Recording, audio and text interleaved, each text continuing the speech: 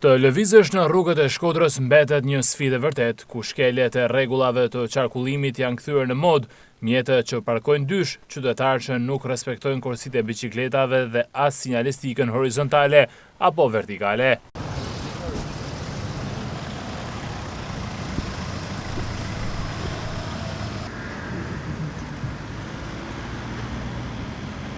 Edhe pse aksidentet rrugore në Shkodër nuk kanë munguar, sërish ndërgjegjësimi qytetar mbetet i ulët. TV Channel ka kryer një vëzhgim në qendër të qytetit dhe në rrugët kryesore, ku konstatohet lehtësisht ky kaos që rrit rrezikun për aksidente, që në jo pak raste kanë rezultuar me pasoja fatale për jetën e qytetarëve. Vetë këta të fundit e pranojnë se jo gjithmonë i zbatojnë rregullat e qarkullimit dhe shpesh ndihen të pasigurt gjatë lëvizjes.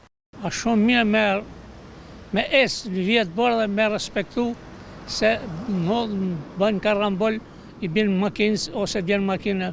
Prandaj duhet me edhe më rujt për makinës edhe me qoftë se i vjetë bardha që kalon, duhet më rujt se ata janë edhe shoferët janë ndejshëm, janë djemë të ri, edhe që mollë karambol, mollë dekja.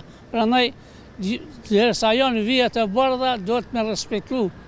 Edhe shoferi, po njeri u vetë, që e me biçikleta në kom, do të me respektu vetin, rrath parë. Pa marrësi nuk i respektojmë. E kush të biçikleta kanë bërë shumë që i kanë bu, për mua bukur s'ka marrë bu. Shkodra ka dalë dritë. I respektoni gjithmonë? Pa, persone pa gjithmonë. Shumë i se shofeve janë shumë të rregullt, shumë mirë janë, që i vetë, orna, që u nalen. Pa gjithmonë në vije ku janë të bardhat ku që si janë, edhe anash. A gjeshtë njëherë rrezikuar për makinave? Jo, deri sot ja. Për nuk keni frikë? Nuk kam frikë se i ndjek rregullat. Pavarësisht ndërtimit të korsive të biçikletave dhe përmirësimit të sinjalistikës rrugore, sjellja në rrugë e përdorësve të saj, qofshin ata drejtues mjetesh, këmbësor apo përdorëes biçikletash, mbetet problematike. Ndërhyrjet e policisë rrugore dhe bashkiake të fokusuara vetëm në masa administrative nuk po japin efektin e tyre.